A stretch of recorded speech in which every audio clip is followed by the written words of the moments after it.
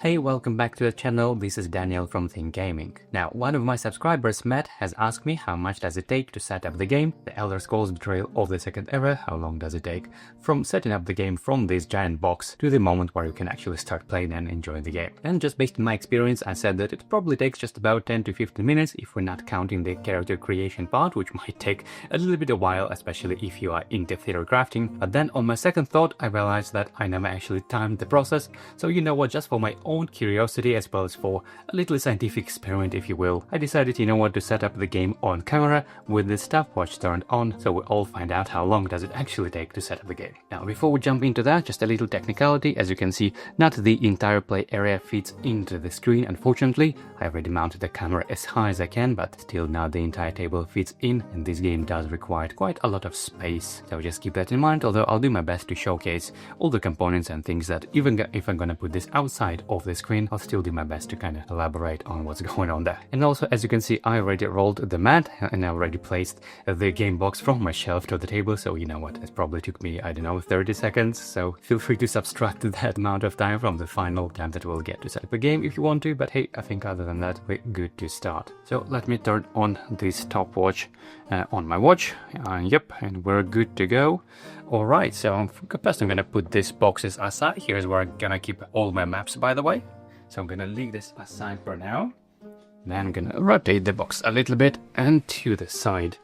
Just like that. Open the box, and it's, by the way, so easy to open it up thanks to this kind of the way it's designed. So put this aside, the instruction and all the maps, all the tiles. I'm gonna set them aside for now as well.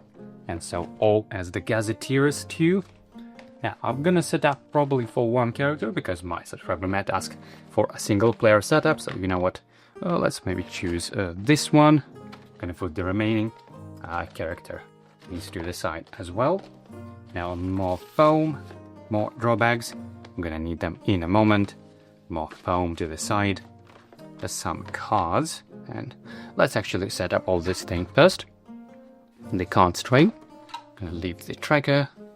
Open more cards, and here we have side quests, all of them. Give them a little shuffle and place them in the designated area in this tray over here. Now all the classes and races, and just, you know what, for the sake of, let's say for example, let's pick a gadget, because who doesn't love cats? For the class, let's pick Paul Girl, because why not? Now here all the skill lines. Again, I'm just gonna place them all right here, just like that. Okay, we don't need the remaining races and classes unless you play with other adventurers, so this cards tray is good to get back to the box. Now the main cards tray, or the main box if you will, gonna open it up, and here we have first some guilds. Let's say I have the Queen, why not, this is good. Now next we have all the general cards, and I'm gonna sort them in the following way. First all Delve cards, then I'm gonna randomly get 4 peaceful conflict encounters.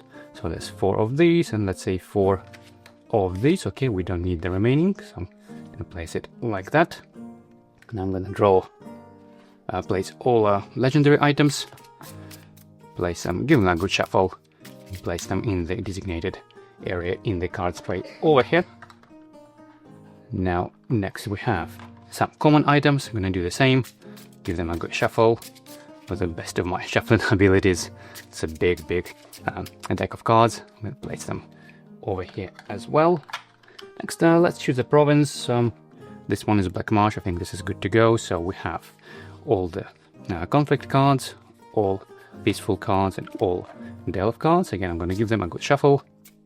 So this is going to be our Delve deck. I'm going to place this on the back over here.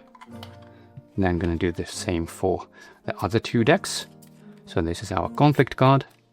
I'm going to place this over here. And next for the peaceful cards, give them a good shuffle, place them like that, and our tray of cards is sorted. Okay, we can now place the remaining cards back into the box, because we're not going to need it. So this goes like that, back to the box, and off from the screen. Next I'm gonna draw all these trays with dice and tokens and whatnot. Gonna need all of them. These two with combat dice and fatigue I'm gonna keep nearby the character, somewhat like that for now, as well as this one. Now all the usual skill lines, I'm gonna set them somewhere aside, maybe just a little bit to this side of the screen because we don't need them right away. Now health chips, I'm gonna place them somewhere in the area. I usually take off the lead just to make it easier. Now the same I'm gonna do for the enemy bags, the enemy chips. First we have 2 draw bags for level 1 to 5 from 10 to 20 enemies, so I have all of them pre-sorted. This is a 1 to 5 stack, goes here. This is a 10 to 20 stack, goes here. And now we need to add region specific for our Black Marsh. This is Cyrodiil, and these are Valenwood. Let's see, these are Skyrim and Morrowind and Highrise, yeah. So Highlock, so this must be Black Marsh, yep. Okay, so both 10 to 20 go here, both 1 to 5 goes there, and this tray is sorted. Just give a good shuffle like that. Yeah, give a good shuffle to those bags, just like that, and the enemies is ready. Now we have skill lines, and if you're playing through solo, it is recommended to get rid of the duplicates. So this one I'm gonna do. I'm gonna place all of these skill tokens like that and find the duplicates. This takes a little bit of time, but you know what, just for the sake of accuracy, why not?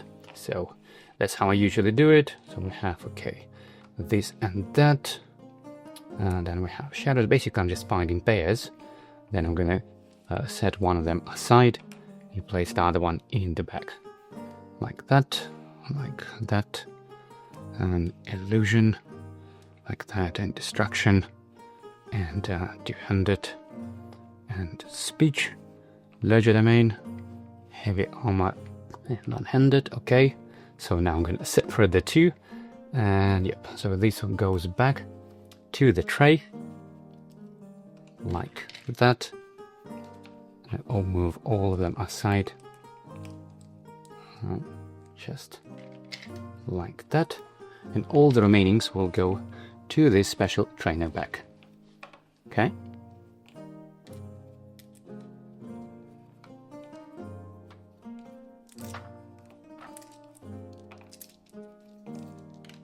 Okay, we're done with that part.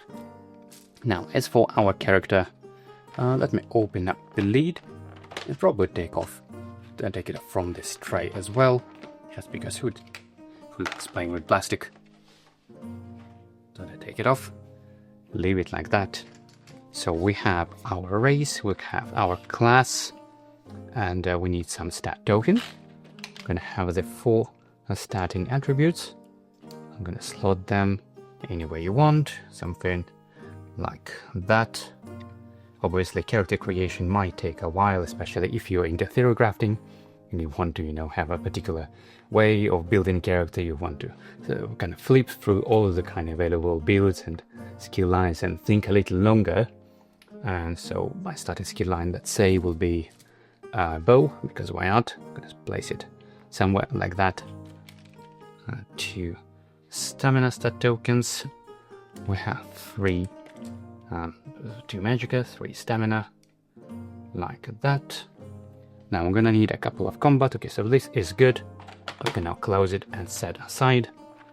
I'm gonna have 2 combat skill dice to place to our character, like that. Okay, I'm gonna place this also aside, like that. Okay, we're pretty much good. Now I'm gonna select the starting tile, and let's go with the swampy, because why not?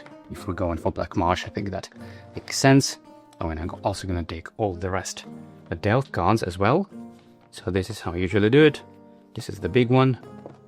These are smaller. I'm gonna place them like that. And these are even smaller.